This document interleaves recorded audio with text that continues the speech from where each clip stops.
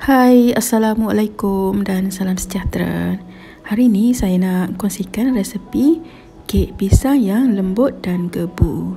Okey, mula-mula kita sediakan pisang dulu. Ni saya gunakan pisang berangan yang dah masak ranum. Kemudian kita lenyitkan dia biar jadi halus. Okey, pisang lenyit tadi tu kita biarkan dulu lebih kurang 30 minit. Okey, kemudian pecahkan 3 biji telur yang grade A. Kemudian masukkan sedikit esen vanila, 3/4 cawan gula merah ataupun gula putih. Kemudian kita pukul dulu bagi telur dan juga gula tadi tu kembang putih macam ni. Kemudian boleh masukkan pisang yang dilenyit tadi. Pisang ni memang dia akan nampak hitam sebab kita dah biarkan tadi sekejap. Kemudian kacau rata.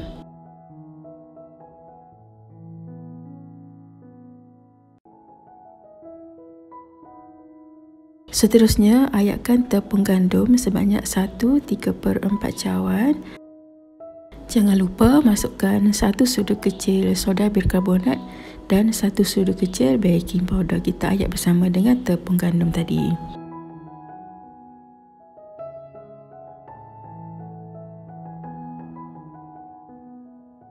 Dah siap ayat tepung tadi, bolehlah kau balik bagi sebati dengan menggunakan sudik ataupun spatula. Okey, bila dah sebati macam ni, boleh masukkan 1 cawan minyak masak ataupun boleh masukkan minyak jagung. Kau balik lagi dengan menggunakan spatula bagi semua bahan tu bercampur rata dan sebati.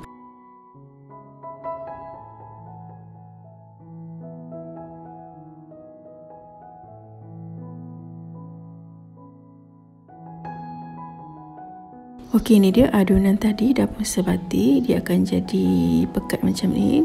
Kemudian boleh sediakan loyang. Saya gunakan loyang yang berukuran 8 inci.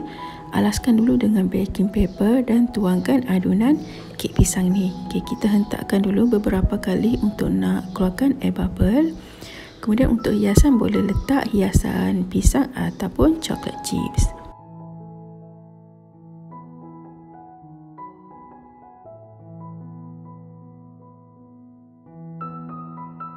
Sementara tu dah boleh panaskan oven 10 minit awal. Kemudian bakar kek ni selama 40 minit pada suhu 160 darjah Celsius. Okey, bila kek dah masak, boleh je cucuk pakai lidi. Kalau lidi tu kering bermakna kek ni dah basah. Kalau masih lagi basah tu, kek kita tambahkan lagi masa membakar. Okey, ni dia kek tadi dah pun sejuk. Bolehlah dipotong mengikut saiz yang kita nak.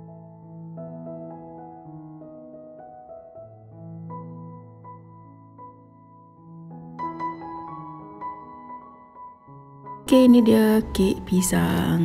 Sengajakan nak buat kek pisang. Okey, dia punya tekstur tu memang sangat lembut, gebu dan rasa dia pun sangat sedap. Okey, tip nak buat kek pisang ni, pilih pisang yang dah betul-betul masak. Okey, itu saja perkongsian pada kali ini. Jumpa lagi pada video yang akan datang. Jangan lupa like dan subscribe. Thank you. Bye.